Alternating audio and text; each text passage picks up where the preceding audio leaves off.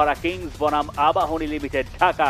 Kings এরেনায় আসল পরীক্ষা বসুন্ধরা কিংসের সাথে। বাংলাদেশ প্রিমিয়ার লিগ বিপিএল ফুটবলের 14তম রাউন্ডের ম্যাচ, দর্শকে ঠাসা কিংস এরেনার গ্যালারি।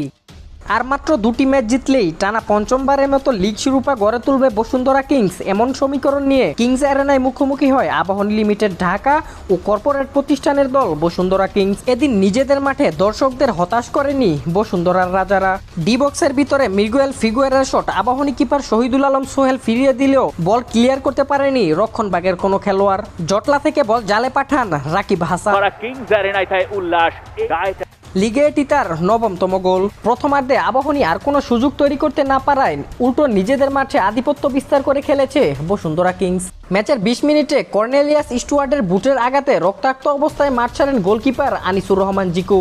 নামানো হয় মেহেদী হাসান শ্রাবণকে। জিকুকে হারানোর ধাক্কা সামলে ম্যাচের 32 মিনিটে পেনাল্টি